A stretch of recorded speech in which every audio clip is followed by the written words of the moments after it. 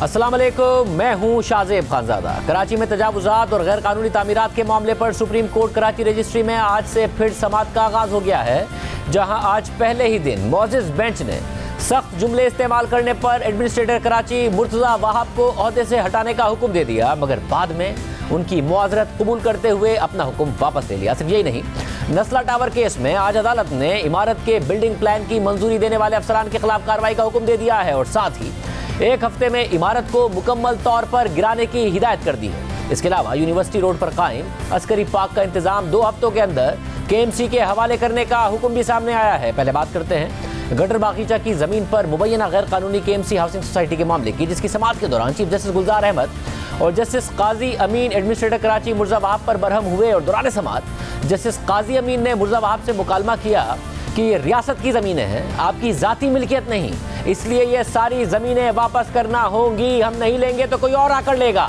आप वापस करेंगे ज़मीनें। तो मुर्तज़ा वहाब ने जवाब दिया कि हम क्या चले जाएं, हुकूमत छोड़ दें। ओपन कोर्ट में हुकूमत के खिलाफ बड़ी बड़ी ऑब्जर्वेशंस पास कर दी जाती हैं। मुर्तज़ा वहाब ने जब ये जुमले इस्तेमाल किए तो चीफ जस्टिस गुलजार अहमद ने बरहमी का इजहार करते हुए उनसे कहा, मिस्टर चुप करें, क्या बात कर रहे हैं, सियासत नहीं करें, यहाँ जाएं, यहाँ से निकल जाएं, अभी आपको फारिग कर देते हैं। आप एडमिनिस्ट्रेटर हैं या सियासी रहनुमा? एडमिनिस्ट्रेटर को शहरियों की खिदमत के लिए रखा जाता है ताकि गैर जानिबदारी से काम करे। एडमिनिस्ट्रेटर का ओहदा सियासत के लिए नहीं होता।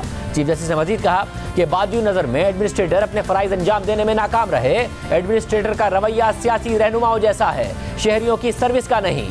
चीफ जस्टिस ने वजीर आला सिंध को हुक्म दिया कि मुर्तज़ा वहाब एडमिनिस्ट्रेटर कराची के अहल नहीं हैं, लिहाजा एक गैर जानिबदार और अहल शख्स को कराची का एडमिनिस्ट्रेटर लगाया जाए। इस दौरान चीफ जस्टिस ने मुर्तज़ा वहाब और दीगर मुतल्लिका हुक्काम की सरजनिश करते हुए मजीद कहा कि जाएं, बाग इब्ने कासिम और हिल पार्क को अपने नाम पर करा लें, फेयर हॉल को भी ले लें, जितने पार्क्स हैं कराची में सब खत्म कर दें, रहे सहे पार्क्स भी अपने अफसरों को बांट दें। कहाँ होता है ये कि जिनका काम पार्क बसाना है वही अपने घर लेकर चले जाएं।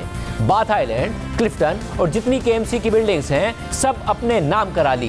क्या कराची आपकी जाती मिल्कियत है? किसी ने सोचा कि रफाही प्लॉट्स पर तामीरात हो सकती हैं? ता क़यामत भी रफाही प्लॉट्स रफाही रहेंगे।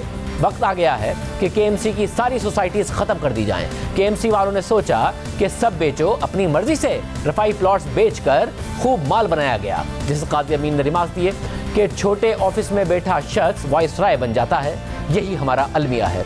चीफ जस्टिस ने मुर्तज़ा वहाब से मुकालमा किया कि आपको तमाम पार्क्स बहाल करना होंगे, तो मुर्तज़ा वहाब ने मौक़िफ़ अख्तियार किया कि मेरी मुश्किलात को आप मुझसे बेहतर जानते हैं। तो चीफ जस्टिस ने रिमार्क दिए कि पार्क्स बहाल करने के लिए आपको हमारे किसी फैसले की ज़रूरत नहीं है। उन्होंने मजीद कहा कि 3 करोड़ की आबादी का शहर है और गिनती के चंद पार्क्स हैं, शहर में 3 लाख पार्क्स होने चाहिए। जैसे काजी अमीन ने रिमार्क दिए कि रियासत के असासे हुक्मरानों के पास अमानत होते हैं, रियासत ये सब ज़मीन वापस लेगी, हमारे ज़रिए नहीं तो किसी और के ज़रिए लेगी। इस दौरान मुर्तज़ा वहाब ने अदालत से अपने रवैये पर माफ़ी मांग ली, मगर जैसे काजी अमीन ने उनसे कहा कि हम आपको ओहदे से हटा चुके हैं, अब आप एडमिनिस्ट्रेटर नहीं रहे, आप रियासत नहीं हैं, हुकूमत हैं, दोनों का फ़र्क पता होना चाहिए। आपका ओहदे पर रहना मुफादात का तसादुम होगा। तहम मुख्तसर अदालती वक्फे के बाद समाअत जब दोबारा शुरू हुई तो अदालत ने मुर्तज़ा वहाब की माफ़ी कबूल कर ली और उन्हें ओहदे से हटाने का हुक्म वापस ले लिया। साथ ही उन्हें हिदायत की कि एडमिनिस्ट्रेटर के ओहदे को सियासत से दूर रखकर और सियासी ताल्लुक से बालातर होकर अपनी जिम्मेदारी अदा करें। अदालत ने चेयरमैन KMC हाउसिंग सोसाइटी की जानिब से वकील करने के लिए मोहलत मांगे जाने पर समाअत कल तक मुलतवी कर दी। दूसरी जानिब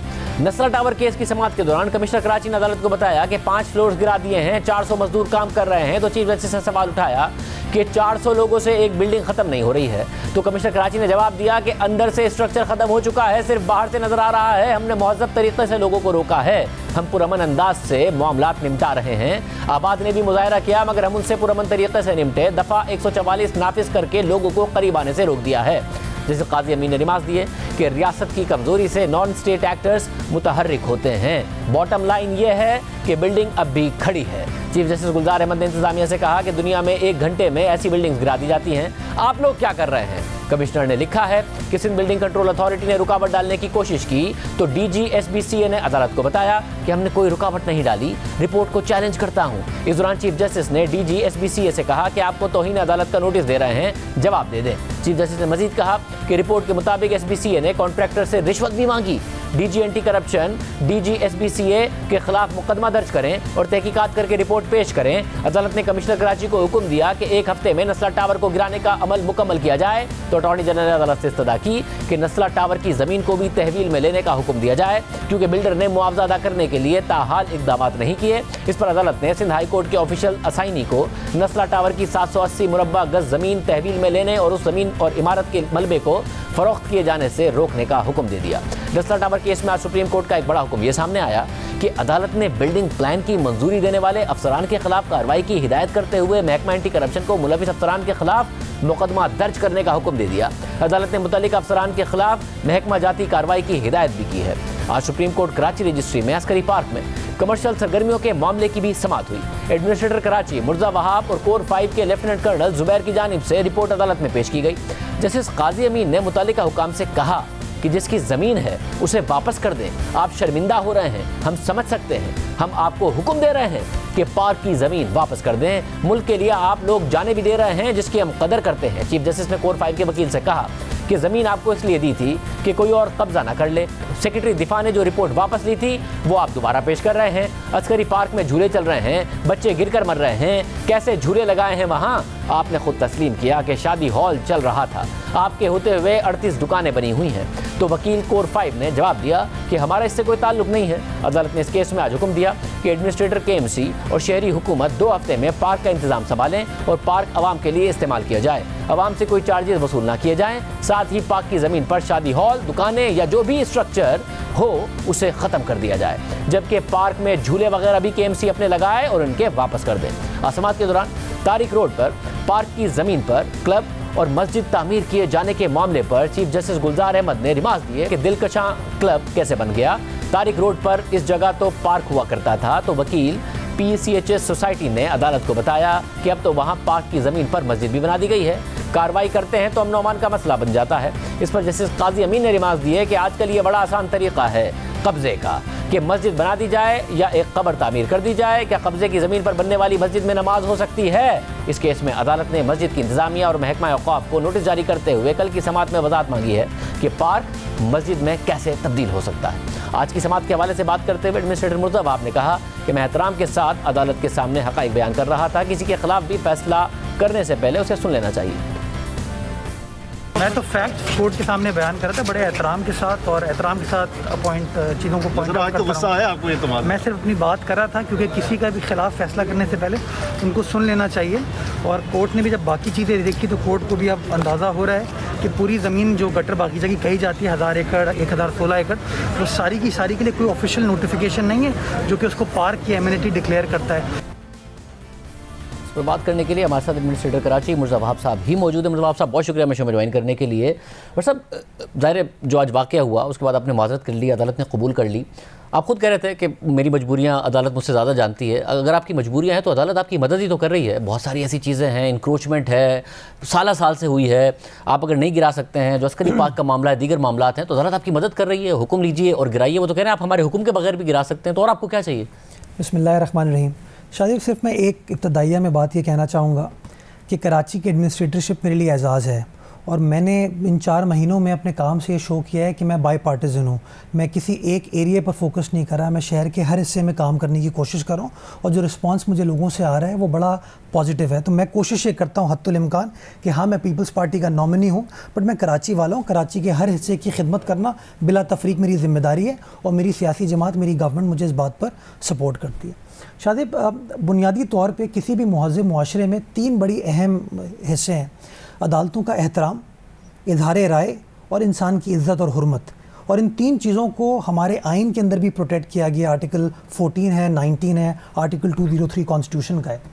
मेरा बुनियादी पॉइंट ऑफ व्यू ये है कि जो कुछ भी करना है वो करने से पहले अगर आप दूसरी साइड का पॉइंट ऑफ व्यू नहीं सुनेंगे तो कहीं ना कहीं due process of law compromise हो जाता है। अगर आप दूसरी साइड को सुनने के बाद फ़ैसला करते हैं तो फ़ैसला ज़्यादा बैलेंस नज़र आता है, ज़्यादा न्यूट्रल नज़र आता है, ज़्यादा ऑब्जेक्टिव नज़र आता है। और आज गटर बागीचे के सिलसिले में मैंने अदालत के सामने पिछली डेट पर तमाम फैक्ट्स रख दिए थे कि रिपोर्ट के मुताबिक जो दस्तावेज़ात अवेलेबल हैं वो तकरीबन कोई 1016 एकड़ की ये ज़मीन है और उस 1016 एकड़ को डिफरेंट हिस्सों में बाइफरकेट किया हुआ है, जिसके अंदर माजी के अंदर 1948 से स्टार्ट होने वाला प्रोसेस है जो कि 90s तक जाता है। इस ज़मीन को मुख्तलिफ एरास के अंदर नोटिफाई किया गया एज कच्ची आबादी, यहाँ पर इंडस्ट्रियल जोन भी दिया, ग्रेवयार्ड के लिए ज़मीन मुख्तस की गई, KMC की कोऑपरेटिव हाउसिंग सोसाइटी बनाई गई और 162 एकड़ ज़मीन को नोटिफाई किया गया फॉर अ पार्क। मैंने आज अदालत को बताया कि सर जब आप उस 1000 एकड़ की ज़मीन पर जाते हैं तो आपको ये बाइफरकेशन वहाँ पर नज़र आती है। जो ग्रीन एरिया है इसका, जहाँ पे पार्क होना चाहिए था, वो एक ट्रांसलियारी पार्क है जो तकरीबन कोई 16-18 एकड़ पे है और एक पीछे फुटबॉल ग्राउंड है जो कि 10-12 एकड़ पे होगा। मैंने अदालत से इस्तदा की सर कि फ़र्स्ट फेज़ में जब तक ये पूरी कंट्रोवर्सी रिजॉल्व नहीं होती, आप एक तो KMC कोऑपरेटिव सोसाइटी को और जो प्राइवेट अलॉटीज़ हैं इसके, उनसे उनकी बात सुन लें, उनका पॉइंट ऑफ व्यू जान लें। And in the mean time मैं आपको ये एश्योरेंस देता हूँ कि वो जो 162 एकड़ ज़मीन पार्क के लिए मुख्तस की गई है एज़ पर KMC रिकॉर्ड, मैं फरवरी मार्च के अंदर जो है प्लांटेशन सीज़न स्टार्ट होगा, मैं उसके अंदर प्लांटेशन का प्रोसेस स्टार्ट कर दूंगा, वहाँ पर अर्बन फॉरेस्ट बना दूंगा। अदालत ने मुझे कहा कि आपको इसके लिए हमारे हुक्म की ज़रूरत नहीं, आप खुद कर सकते हैं। मैंने कहा sir you have my word, it will be done, but before you pass an order against the industries और against the KMC cooperative society, sir उनको सुन लें, क्योंकि मैंने जो तफसीलात देखी हैं उसके अंदर तफसीलात में माजी में लिटिगेशन भी रही है। अंबर अली भाई साहिबा जो इस वक्त कंप्लेनेंट है, उनके साथ इनकी इंगेजमेंट हुई, कुछ डॉक्यूमेंट्स ऑन रिकॉर्ड पे हैं जो मैं बार बार अदालत को कहता रहा। वो देखने के बाद आप जो फैसला करेंगे मैं उसको मनोवन तस्लीम भी करूँगा, उसको फॉलो भी करूँगा। परहैप्स शायद मैं उस तरीके से बात समझा नहीं पाया, शायद मैं बात करते हुए जब अंबर अली भाई ने एक इल्ज़ाम मुझ पे लगाया कि मेरे दौर में आज भी ज़मीन अलॉट हो रही है और ये पॉलिटिकल जेरीमेंडरिंग के लिए इस्तेमाल हो रही है, तो मुझे वो बुरा लगा। बिकॉज मैं कैटेगोरिकली कहना चाहता हूँ कि मेरे इस 4 महीने के दौर में किसी को ज़मीन अलॉट नहीं की गई और कोई पॉलिटिकल जेरीमेंडरिंग का हमारा ऑब्जेक्टिव नहीं है। तो शायद मैंने उस दौरान कोई तुर्श बात की जो मुझे भी अच्छी नहीं लगी, मैंने अदालत से उससे माफ़ी मांगी and I am very grateful to the chief justice कि उन्होंने मैग्नानिमिटी दिखाते हुए मेरी इस माफ़ी को तस्लीम करते हुए उस चीज़ को विड्रॉ माफ़ी हो गई। अब उसमें मसला यह है कि कराची में ये एक बुनियादी बहुत बड़ा मसला तो है ना कि अगर नस्ला टावर को गिराया जा रहा है तो अदालत पर सवाल उठ रहा है कि जी और भी बहुत सारे हैं। उसमें अदालत ही को हुक्म देना पड़ा कि सिंध बिल्डिंग कंट्रोल के जो लोग मुलविस थे उनके खिलाफ कार्रवाई करें। सिंध हुकूमत ने कोई कार्रवाई नहीं की। कलामी माफ़ मैं अगेन रिकॉर्ड पे लाना चाहूँगा, कोई एक हफ़्ते पहले वज़ीर आला, एक हफ़्ते नहीं बल्कि 2 हफ़्ते पहले वज़ीर आला सिंध ने इसके अंदर इंक्वायरी ऑर्डर कर दी है, जिसके अंदर बुनियादी मकसद ये है कि वो तमाम अफसरान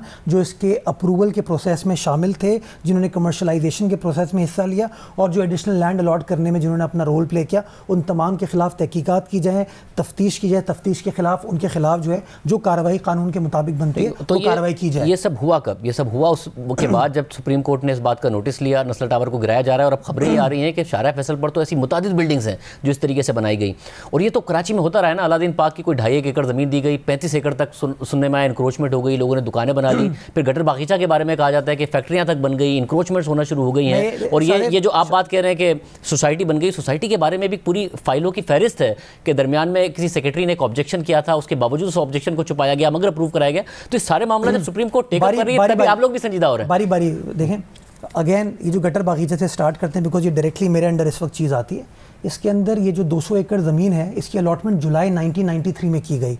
गालिबन उस वक्त KMC के जो मेयर थे उनका ताल्लुक MQM से था, जो प्रोविंशियल गवर्नमेंट थी वो फंक्शनल लीग की थी जिसके अंदर MQM इत्तेहादी थी, पाकिस्तान पीपल्स पार्टी का उससे कोई ताल्लुक नहीं था। शाहजेब मैं चाहता तो मैं पॉलिटिकल पॉइंट स्कोरिंग के लिए कहता चीफ जस्टिस साहब को कि फ़ौरन कैंसिल कर दें आप। तो इसी तरीके से मदद कर रही है ना आपकी अदालत, आपने नहीं भी किया और अगर आपको उस चीज़ काम को करने में रुकावट अदालत आपको दे रही है ना मैंडेट कि जी आप कीजिए जाके काम। मैं क्या कह रहा हूँ सर ड्यू प्रोसेस फॉलो होना चाहिए। मैं कहता हूँ सर उनको सुन ले, उनको एक प्रोसेस के बाद ज़मीन दी गई, उनसे पैसे लिए गए, अगर उनको सुने बगैर उनसे ज़मीन ले ली जाएगी, कैंसिल कर दी जाएगी तो कहीं ना कहीं due process of law compromise होगा। और अदालत ने at the end of the day मेरी बात सुनी और कल उनको कहा है कि अपने वकील के साथ पेश हों। मेरा बुनियादी नुक्ता ये है कि सर जो फैसला आप करेंगे वो फैसला हम मनवन तस्लीम करेंगे, but due process has to be followed. Nasla tower में भी मैं शाहजेब आपको बताऊँ, अगर आप अपनी तफ्तीश करेंगे, तहकीकात करेंगे तो आपको पता चलेगा कि इसका जो एडिशनल लैंड की ज़मीन का मसला था वो हाई कोर्ट के अंदर सबजुडिस था।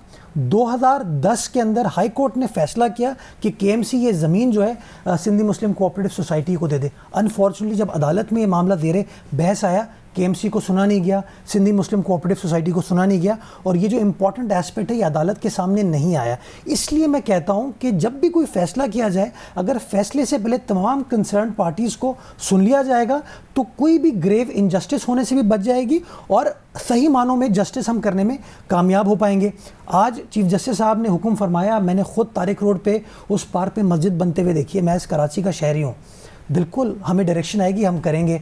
पुरानी सब्ज़ी मंडी होती थी, पुरानी सब्ज़ी मंडी को ख़त्म करके वहाँ पार्क बना दिया गया, अस्करी पार्क वहाँ चलता था। हमसे रिपोर्ट मांगी, हमने रिपोर्ट 2 दिन के अंदर कोर्ट के सामने सबमिट की। आज हमें हिदायत मिली कि 2 हफ्ते के अंदर उसको टेक ओवर कर लें, हम टेक ओवर कर लेंगे। तो we are acting in aid of supreme court. Supreme court मेरा अपना इदारा है। मैं ये कह रहा हूँ कि अगर मामला आगे बढ़ाने हैं, वरना शायद आपके लिए आसान ना होता अस्करी पार्क के हवाले से ये सारे के सारे एक्शन लेना। सुप्रीम कोर्ट का हुक्म है तो आप ये एक्शन ले सकते हैं। उसी तरीके से अब अगर शहरी हैं, उनका अगर नुकसान हो गया सारे के सारे मामले में, तो रास्ता तो आप ही को निकालना पड़ेगा। नस्ला टावर के लोग अभी भी कह रहे हैं कि जी हमारी कॉम्पनसेशन का कोई इंतजाम नहीं है।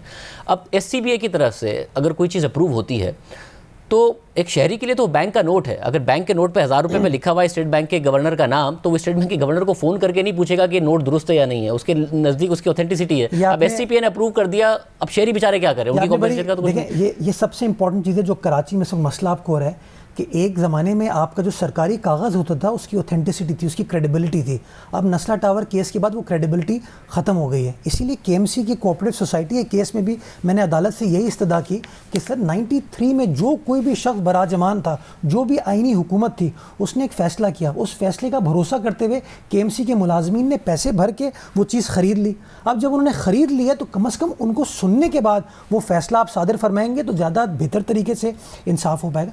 सिमिलरली ये जो SBCA वाली आपने बात की, बिल्डिंग्स के हवाले से बात की, ये बात बिल्कुल दुरुस्त है, जायज़ है। इसीलिए मैंने आपको बताया कि अगर 2010 का वो अदालती फ़ैसला देख लेते तो शायद और ज़्यादा बेहतर तरीके से कोर्ट की असिस्टेंस हो पाती। बट बाहर कैफ वो एक ऑर्डर हो चुका है, उस ऑर्डर की रिव्यू भी डिसमिस हो चुकी है। अभी तक भी ये एतराज़ आता है और वो सिंध हुकूमत पर आता है, किसी और की हुकूमत नहीं है। 13.5 साल से आपकी हुकूमत है कि यूनुस मेमन के हवाले से किस तरीके से एक सिस्टम चलता है, उसे वॉइस ऑफ अमेरिका ने कवर किया, जियो पे कामरान रज़ी ने कवर किया, अदालत ने भी इस पर सवाल उठाया, अभी तक भी सवाल उठ रहा है कि काम ऐसे ही होता है। तो ये 5 साल बाद आज भी मसाइल खड़े हो रहे हैं जो 5 साल बाद आएंगे, फिर किसी कोर्ट में आएंगे और शहरी खड़े होंगे। शादेब, मैं 38 साल मेरी उम्र है, मैं कराची का रहने वाला हूँ। मैंने इस कराची को बिगड़ते हुए देखा है। ये इसका मलबा पिछले 5 साल, 8 साल, 10 साल पे नहीं डाल सकते। ये बतदरीज प्रॉब्लम्स हुई हैं, इदारों ने अपनी आंखें बंद रखी, जो भी वजूहात थी, कहीं ना कहीं you have to draw line. शहर का मास्टर प्लान जो है वो शहरी और रियासत के दरमियान एक एग्रीमेंट है, वो बार बार बदलता रहता है। कुछ कमर्शियल कर देते हैं उठा के, और शहरी लेता है कि जी यहाँ पर ये होगा, वो कमर्शियल हो जाता है। वेरी इंपॉर्टेंट, मुझे लेट मी से दिस, मास्टर प्लान तब्दील होने का प्रोसेस निमतुल्लाह साहब ने स्टार्ट किया जब कराची की सड़कों को कमर्शलाइज़ कर दिया। 2003 में उन्होंने कमर्शलाइज़ किया, मुस्तफ़ा कमाल साहब ने 2006 में कराची की सड़कों को कमर्शलाइज़ किया। जब कराची के शहरी अदालत में गए कि कमर्शलाइजेशन गलत हो रही है, तो अदालत ने उस ज़माने में फ़ैसला किया, अंबर अली भाई कंप्लेनेंट थी, उसके अंदर पिटिशनर थी, अदालत ने फ़ैसला किया कि नहीं, कमर्शलाइजेशन की पॉलिसी दुरुस्त है। शादिब, मैं समझता हूँ बहसीती कराची वाले के कि you have to draw line somewhere. जो माजी की गलतियाँ हैं जो शहर में बिल्कुल हुई हैं, अगर आप तमाम चीज़ों के ऊपर बुलडोज़र फेरना शुरू कर देंगे तो कराची के अंदर जो इस वक्त एक परेशानी है लोगों की, एक जो कश्मकश है, उसमें इजाफा होगा। कहीं ना कहीं आपको मरहम रखने की जरूरत है। मरहम से पहले मसला है कि इलाज भी तो करने की जरूरत है ना। अभी इसलिए सवाल ये उठ रहा है कि अभी भी वो सिस्टम चल रहा है कि वज़रा के भी पड़ जलते हैं उस सिस्टम को छेड़ते हुए। कनाडा से चीज़ें चलती हैं, अदालत के ऑब्जर्वेशन से। इस वक्त अगर हम मुझे बताएं कोई गलत चीज़ हो रही है, अगर कोई गलत चीज़ हो रही है कार्रवाई करें। अदालत तो रोज़ ऑर्डर दे रही है ना। मैं आप भी करेक्शन कर सकते हैं खुद हुकूमत भी। ऐसा ना हो कि 5 साल बाद कोई और चीफ जस्टिस हो और फिर यही हो रहा हो, लोगों की बुकिंग हो गई। शादेब, आप कंस्ट्रक्शन इंडस्ट्री से बात करेंगे, वो तो अपने और ग्रीवेंसेस लेके आएंगे। वो समझते हैं उनकी कंस्ट्रक्शन की पूरी इंडस्ट्री का भट्ठा इस शहर में बैठ गया। इस्लामाबाद, लाहौर, सियालकोट, बहावलपुर, मुल्तान, हर जगह कंस्ट्रक्शन हो रही है। वहाँ पे ज़रूरी ज़मीनों को कन्वर्ट करके कमर्शियल कंस्ट्रक्शन की जा रही है। कराची शहर में तो इस वक्त इन चीज़ों के ऊपर भी पाबंदी है। मैं समझता हूँ, देखिए, मूविंग फॉरवर्ड इस शहर को भी ब्रीथ करना है, इस शहर को भी सर्वाइव करना है, इसके लोगों को ब्रीथ करना है। कहीं ना कहीं we will have to draw line. मैंने अदालत से पिछली तारीख पे इस्तदा भी की थी कि सर मूविंग फॉरवर्ड हम कोई रास्ता निकालें कि how can we create a situation जहां पर पुरानी चीज़ों को आप सेटल करके ये तय कर लें कि अब मुस्तकबिल में इस तरह की खामियां नहीं होंगी, गलतियां नहीं होंगी। हम देखते हैं अगली सबात में अब क्या होता है। आपका बहुत शुक्रिया मुर्तज़ा साहब हमारे साथ मौजूद थे। डील की खबरें आ रही हैं, नून लीग की डील की खबरें, पीपल्स पार्टी की डील की खबरें, क्या मामला है, बात करेंगे ब्रेक के बाद। मुल्क की सियासत में एक बार फिर से डील की बातें हो रही हैं। अपोजिशन की जमातें बड़े बड़े दावे कर रही हैं। नवाज शरीफ की वतन वापसी के दावे किए जा रहे हैं और साथ ही नून लीग ये दावा कर रही है कि कुछ बड़ा होने वाला है। तहरीक इंसाफ के 29 अरकान कौमी असम्बली उनसे राब्ते में हैं, ये दावा भी किया जा रहा है और ये भी कहा जा रहा है कि वो अरकान गैर मशरूत तौर पर नून लीग में शमूलियत इख्तियार करना चाहते हैं। यानी नून लीग ये दावा कर रही है कि हुकूमत अक्सरियत खो चुकी है और अभी हुकूमत ने मिनी बजट पास कराना है जिसके तहत 350 अरब रुपए के टैक्स इस्तिस्ना खत्म होंगे और महंगाई जो पहले ही डबल डिजिट में जा चुकी है उसमें मजीद इजाफा होगा, हुकूमत पर दबाव और बढ़ेगा। और अहम सवाल ये भी है कि इत्तेहादी हुकूमत का साथ देंगे या नहीं। अपोजिशन ने दावा किया है कि वो हुकूमती इत्तेहादियों से भी राब्ते करेंगे। हुकूमत और अपोजिशन दोनों ही इस हवाले से अपनी अपनी हिकमत अमली तैयार कर रहे हैं। नून लीग की पार्लिमानी पार्टी का इजलास नून लीग के सीनियर रहनुमा शाहिद खाकान अब्बासी की ज़ेर सदारत हुआ। नून लीग के मुताबिक इजलास में मिनी बजट और स्टेट बैंक की खुद मुख्तारी से मुताल्लिक उमूर पर तफसीली ब्रीफिंग दी गई। इस दौरान हुकूमत का रास्ता रोकने के लिए सियासी हिकमत अमली पर भी गौर किया गया। इसके अलावा आज साबिक वज़ीर आज़म बेनज़ीर भुट्टो की बरसी की तकरीब से खिताब करते हुए बिलावल भुट्टो ज़रदारी ने कहा कि पीपल्स पार्टी डील की सियासत पर यकीन नहीं रखती और दूसरी जानिब नवाज शरीफ की वापसी और नून लीग की डील की बातें हो रही हैं। साबिक वज़ीर आज़म शाहिद खाकान अब्बासी साहब हमारे साथ मौजूद हैं। उसके बाद वफाकी वज़ीर इत्तेलात फवाद चौधरी साहब भी हमारे साथ मौजूद होंगे कि हुकूमत की कितनी तैयारी है। आप दोनों का बहुत शुक्रिया। भाई साहब पहले आपसे गुफ्तगू करते हैं। भाई साहब बहुत सारी चीज़ें एक साथ होना, फिर नवाज शरीफ साहब की वापसी की खबरें भी आना, पार्टी का ये भी कहना कि मार्च बहुत दूर है, जहाँ हमने लॉन्ग मार्च रखा है हुकूमत उससे पहले गिर जाएगी। क्या कहीं ना कहीं कुछ ना कुछ है? नवाज शरीफ साहब ज़ाती तौर पर सारे मामलात को डील कर रहे हैं और पसे पर्दा कर रहे हैं जिसका आप लोगों को भी नहीं पता है। नहीं, पसे पर्दा तो कोई बात नहीं होती, जो होती है पार्टी मुशावरत से ही होती है। लेकिन मैं नहीं समझता कि नवाज शरीफ साहब या मुस्लिम लीग नून किसी डील का हिस्सा होगी। हमारी हमेशा से डिमांड है कि मुल्क के अंदर 2018 में इलेक्शन चोरी हुए और आज मुल्क की ज़रूरत है कि फौरी और शिफाफ इंतखाबात हों।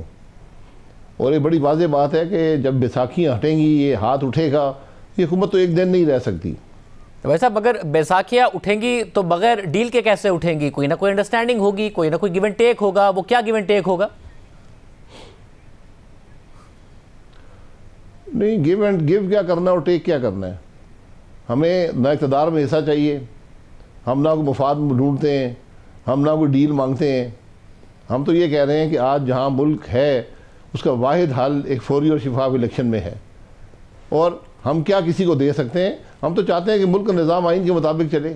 फिर ये सारी बात है। मगर भाई साहब आगे से इंसेंटिव क्या है? अगर एक इस हुकूमत से बैसाखियाँ भी हटें जिसके नतीजे में ये हुकूमत गिरे और फिर आपको एक शफाफ इलेक्शन मिले, तो आगे से आपके पास देने को क्या है अगर आपको ये सब मिले? नहीं, मुझे ना मिले, पाकिस्तान के अवाम को मिले। और मेरे पास देने को ये है कि आपका हमारा मुल्क चल पड़ेगा। हमारा मुल्क जो आज हर आदमी परेशान है, जो मुल्क की मईशत तबाही के धाने पर खड़ी है, जो हमारी खारजा पॉलिसी की हालत है, तो ये चीज़ें सब इंशाल्लाह बेहतर होना शुरू होंगी। मगर ज़ाती तौर पर देने को कुछ नहीं, हम क्या किसी को दे सकते हैं? ज़ाती तौर पर भी अगर किसी को कुछ चाहिए इसके जवाब में तो आप देने को तैयार नहीं है, या ऐसी कोई डील नहीं हो रही है? ठीक है, जो किसी को चाहिए तो अवाम के सामने बयान कर दें कि आपको क्या चाहिए। ये डील जो है, डील से हमेशा पाकिस्तान का नुकसान ही होता है। तो मगर बस साहब देखिए, किसी ना किसी अगर कोई डील ना भी हो तो किसी ना किसी लेवल पर बातचीत होना, मुज़ाकरात होना, ताकि रास्ता निकले, चीज़ आगे बढ़े, वो कोई ना कोई तो करता है। तो वो क्या इस वक्त ज़ाती तौर पर खुद नवाज शरीफ साहब कर रहे हैं बजाय इसके कि कोई और करे, शहबाज शरीफ साहब करें, आप जैसे रहनुमा करें, खुद नवाज शरीफ साहब डील कर रहे हैं सारे मामले से? देखिए, आइन के अंदर रहकर हर बात हो सकती है। पार्टी के सदर शहबाज शरीफ साहब हैं, तो हमने हमेशा ये कहा है कि जो बात भी होगी वो पब्लिक नॉलेज के अंदर होगी, उससे बाहर बात करने का मकसद कोई नहीं है। और उससे हमेशा इबाहम पैदा होता है, उससे हमेशा खराबी पैदा होती है। सब और जब आप कहते हैं कि फिर इस हुकूमत से मुल्क नहीं चल रहा है और मुल्क चलाना है तो इस हुकूमत को जाना है, फिर आज खबर भी है कल की नूर आफ्ताब साहब की द न्यूज़ में कि 29 पीटीआई के एमएनएज हैं, नून लीग का दावा है कि वो नून लीग को ज्वाइन करना चाहते हैं और बगैर किसी कंडीशन के ज्वाइन करना चाहते हैं। और आपने उस खबर में कहा है कि 22 को तो आप ज़ाती तौर पर जानते हैं। और सब तो फिर मिनी बजट तो आप इन 22 एमएनएज के ज़रिए रोक सकते हैं, अगर हैं तो इब्तिदा करके साबित कीजिए कि वाकई ऐसा है। जी, मैंने पहले भी कहा है, ये सब बातें जब एतमाद का वोट और वो सब बातें हुई थी कौमी असम्बली के अंदर, जब जॉइंट सिटिंग थी पहली दफ़ा भी और इस दफ़ा भी, ये सब बातें जब गिलानी साहब का वोट था, ये सब बातें वहाँ पर हुई थी। और आपने उसका एक अक्स जो है वो गिलानी साहब के वोट में देखा है। लेकिन ये सब अशखास जो हैं ये टेलीफोन से घबराते हैं और बजा तौर पर घबराते हैं। उनका सियासी मुस्तकबिल और उनका ज़ाती मामलात इसी से मुंसलिक हैं। तो जब ये टेलीफोनें बंद हो जाएंगी, जब वैसाखियाँ हट जाएंगी, तो ये सब लोग सामने आ जाएंगे, क्योंकि उनको भी आज मालूम है कि PTI के साथ रहकर उनकी कोई सियासत नहीं है, वो हल्के में जाने के काबिल नहीं है, इलेक्ट होने के काबिल नहीं है। तो वैसे आपका इत्मीनान टेलीफोन के हवाले से कब होगा? क्योंकि मौलाना का तो इत्मीनान हुआ है खैबर पख्तूनख्वा के बल्दियाती इंतखाबात में, पिशावर में उनको फतह हुई और वो तो कह रहे हैं कि जैसे ही सपोर्ट हटी तो देखें किस तरीके से क्या हाल हुआ इनका। तो क्या हो कि आपका भी इत्मीनान हो कि वो फ़ोन कॉल्स का सिलसिला हट गया, बैसाखियाँ हट गई? नहीं, मेरे को ज़ाती इत्मीनान की ज़रूरत नहीं है। अगर मेरी लीडरशिप जिसमें नवाज शरीफ साहब हैं, शहबाज साहब हैं, मौलाना साहब भी PDM के सदर हैं, अगर वो मुतमईन है तो बिल्कुल हमें फिर अदम एतमाद की तरफ जाना चाहिए। लेकिन मैं नहीं समझता हूँ कि अभी तक कोई ऐसे वाज़े निशानात हैं कि ये बैसाखियाँ अब नहीं हैं। वैसे मगर आपको मुस्तक़बिल करीब में नज़र आ जाएगा। वैसे क्या बैसाखियों को ज़्यादा आप इल्ज़ाम दे रहे हैं और आपके अपने पास हिकमत अमली नहीं है? क्योंकि मिनी बजट रोकने की बातें शहबाज शरीफ साहब ने बहुत की हैं, मगर आज आप लोगों ने मीटिंग की है, इत्तेहादियों को भी उस तरीके से अप्रोच नहीं किया गया। अगर 29 या 22 MNAs हैं पाकिस्तान तहरीक इंसाफ के जो आपसे राब्ते में हैं, उनसे अप्रोच नहीं किया गया। मिनी बजट रोकने का भी आपके पास कोई प्लान नहीं है? क्या आप लोग ये सोचे बैठे हैं कि जी कोई ना कोई कॉल चली जाएगी तो कोई फ़ायदा नहीं है, इसलिए आप लोग कर कुछ नहीं रहे हैं?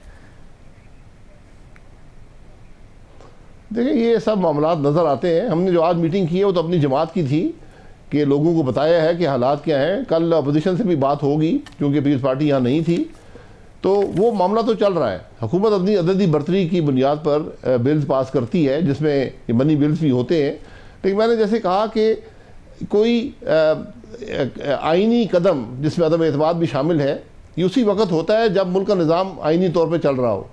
जब एक हुकूमत बैसाखियों के सहारे है, उसको उस पर हाथ कायम है या उसके निशानात अभी नज़र नहीं आते कि वो हाथ उठ गया है, तो फिर जो लोग शिफ्ट करना चाहते हैं वो नहीं आते।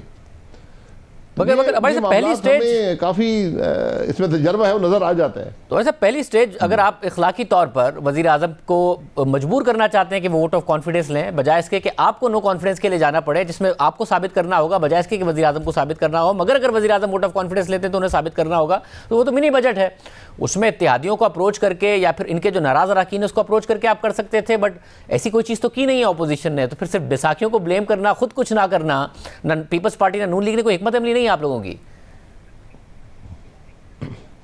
नहीं, यही कैफियत जॉइंट सिटिंग के अंदर थी, बिल्कुल यही हालात थे और हुकूमत ने पूरा जोर लगाया और 190 मेंबरान थे, उससे ज़्यादा नहीं बढ़ सके। लेकिन जब टेलीफोन कॉलें शुरू हुई तो सारे के सारे मेंबरान मौजूद थे। तो आज भी कम से कम कोई, मुझे तो ऐसे असरात नज़र नहीं आए कि आज ये हाथ उठ गया है और जो लोग पीपल्स पार्टी से अलहदगी इख्तियार करना चाहते हैं वो मुतमईन हैं कि वो खुलकर सामने आ जाएं। ये बड़ा मुश्किल फ़ैसला होता है किसी भी कौमी असम्बली के मेंबर के लिए कि वो अपनी जमात के सामने खुलकर आ जाए। तो जब तक उनको ये नज़र आएगा कि मामलात मुकम्मल तौर पे आइनी नहीं है तो वो शायद सामने नहीं आएंगे। लेकिन मैंने जैसे कहा कि आपको मुस्तक़बिल करीब में सब बातें नज़र आएंगी, तो यानी हालात खुद अपनी जगह बनाएंगे। तो यानी as of now mini budget भी पास हो जाएगा, कंफर्टेबली हुकूमत पास करा लेगी, हुकूमत को खतरा नहीं है? नहीं, ये तो वक्त बताएगा, ये तो वक्त बताएगा कि कितनी, क्योंकि मिनी बजट तो जो मेंबर्स प्रेजेंट एंड वोटिंग में होता है, वो आपको कोई असेंबली की अक्सरियत नहीं दिखानी होती। अगर वहाँ 200 मेंबरान बैठे हैं तो आप 101 अगर वोटें कर लें तो आपका बजट पास हो जाता है। तो आप अपनी तादाद यकीनी बनाएंगे? अपोजिशन में भी लाजिम है कि अपनी पूरी अक्सरियत, जी आप अपनी तादाद यकीनी बनाएगी अपोजिशन? जी, वही हम उसी की कोशिश कर रहे हैं कि सारे मेंबरान जो हैं मौजूद हों, क्योंकि यहाँ पर जो मामला है वो पार्लियामान की रवायात के मुताबिक नहीं चलता। जब भी मनी बिल आता है इसके अंदर कौमी असम्बली में डिबेट होती है और वो डिबेट 1 हफ्ता 10 दिन जारी रहती है, उसके बाद वोटिंग होती है। लेकिन यहाँ पर तो दोस्त दांधली से मिनटों के अंदर बिल को पास कराने की कोशिश की जाती है। और अबाई साहब मुझे बताइएगा कि चेयरमैन नैब के लिए क्या दुरुस्त है कि नून लीग की तरफ से जो खबर आई कि JUIF की तरफ से दोस्त मोहम्मद खान साहब, पीपल्स पार्टी की तरफ से साबिक एम्बेसडर जलील अब्बास जिलानी साहब और नून लीग की तरफ से नासिर महमूद खोसा और सलमान सिद्दीक साहब का नाम प्रपोज किया गया है चेयरमैन नैब के लिए, दुरुस्त है कि ये दो नाम आपकी तरफ से प्रपोज किए गए? नहीं, ये मैं इस पर कॉमेंट नहीं करना चाहता, लेकिन जो आपने नाम बताए हैं इसमें से कुछ दुरुस्त है और कुछ नहीं है। आपके दो नाम खत चला जाएगा, 1-2 दिन में खत चला जाएगा तो नाम सामने आ जाए। आपके 2 नामों में से दोनों दुरुस्त है, या आपके 2 नामों में से भी कोई दुरुस्त है, कोई नहीं है? ये पहेलियां ना बुझाए, जो आपने 2 नाम बताए उनमें से एक दुरुस्त नहीं है, जो PML के नाम है। जो 2 नाम बताए उनमें से एक दुरुस्त नहीं है। बहुत शुक्रिया भाई साहब की गुफ्तगू आपने सुनी। फवाद चौधरी साहब हमारे साथ मौजूद होंगे एक ब्रेक के बाद। दोबारा खुश आमदीद नाजरीन। ऑपोजिशन बड़े बड़े दावे कर रही है, हुकूमत को मिनी बजट पास कराना है। क्या हुकूमत मजबूत है और तमाम राब्ते कर लिए गए हैं? हमारे साथ वफाकी वज़ीर इत्तेलात फवाद चौधरी साहब मौजूद हैं। फवाद चौधरी साहब बहुत शुक्रिया मैं शो में ज्वाइन करने के लिए। फवाद चौधरी साहब, ज़ाहिर है एक बड़ा टास्क है हुकूमत के पास मिनी बजट पास कराने का। अब अपोजिशन नून लीग का यह दावा है कि आपके 29 MNAs उनके साथ राब्ते में हैं और अनकंडीशनली पार्टी को ज्वाइन करना चाहते हैं। उनका यह भी उम्मीद है कि इत्तेहादी आपका साथ नहीं देंगे मिनी बजट में कोई 350 अरब रुपए के इजाफी टैक्सेस में। इत्तेहादी और आपके अपने अराकीन अच्छी तरीके से आपने देख लिया है कि सब मिनी बजट को वोट देने वाले हैं?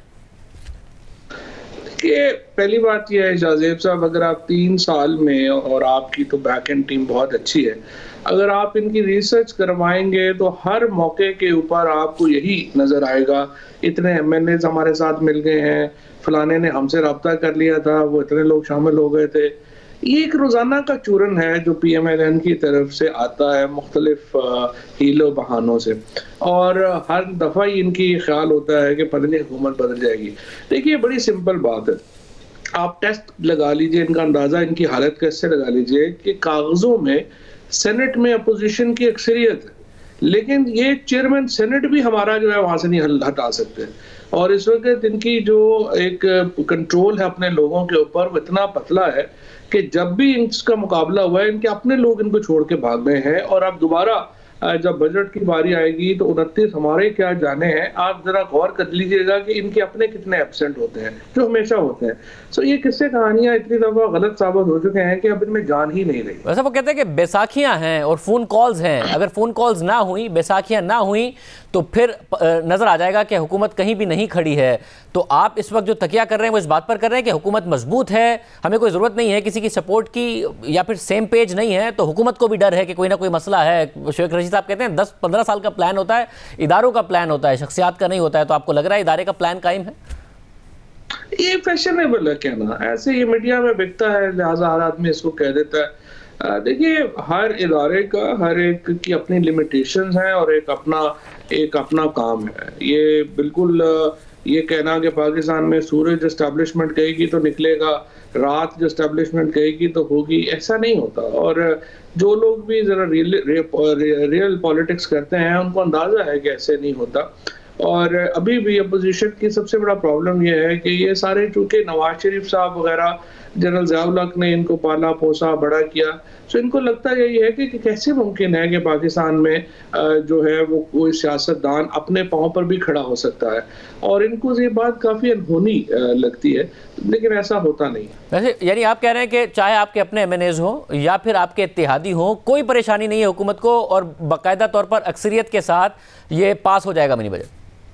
उसकी वजह ये है शाहजेब कि देखिए हम पॉलिटिकल एनालिसिस करते हैं, कोई भी जो इत्तेहादी है या कोई भी है, इन्होंने अपनी जो सियासत है ना, ये अगले साल अगस्त में बजट के बाद लोगों ने सोचना है कि उनके अगले अलायंसेस क्या बनने हैं। उससे पहले किसी को पागल कुत्ते ने नहीं काटा कि वो हुकूमत छोड़ के जो है वो इनके साथ चला जाए, जिनकी कोई हैसियत नहीं है इस वक्त, जिनका कोई चांस नहीं है। सो हुकूमत को कोई नहीं छोड़ता इतनी आसानी से।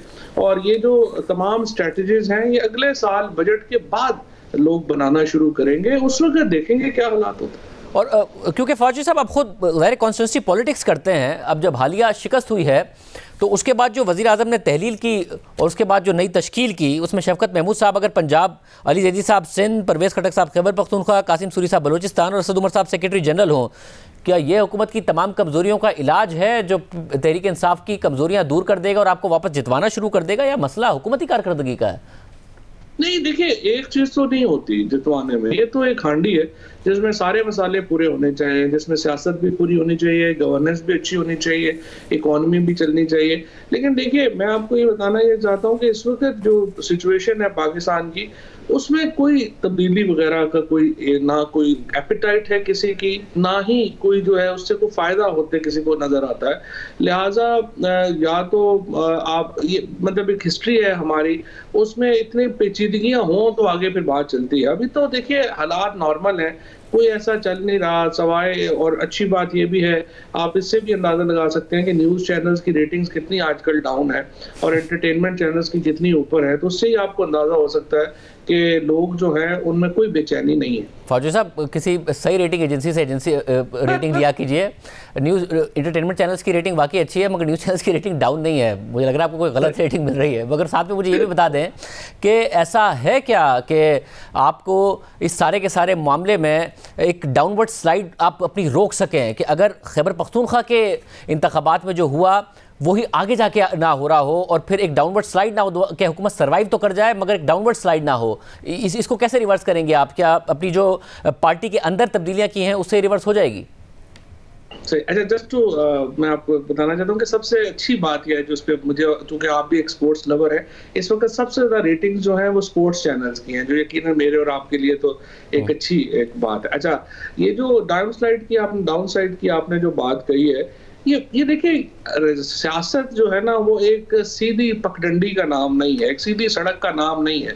इसमें ऊंच नीचे आती रहती है, पहाड़ी रास्ता होता है, कभी आप नीचे होते हैं कभी आप ऊपर होते हैं। और अभी भी जो खैबर पख्तूनख्वा में देखिए ना, दूसरी अगर आप और देखने के रुख है, मतलब आप पीटीआई को आप कह सकते हैं कि आपकी परफॉर्मेंस इतनी अच्छी नहीं रही, लेकिन आप देखिए पीपल्स पार्टी और नून तो बिल्कुल राउट ही हो गए हैं केपी में। और इससे साबित होता है कि जो हम बात करते हैं कि एक ही पाकिस्तान में वफाक की जमात है जो पाकिस्तान तहरीके इंसाफ है, और पीपल्स पार्टी और नून तो करीब भी नहीं है और वो उम्मीदवार भी खड़े नहीं कर सकेंगे। And KP just prove that.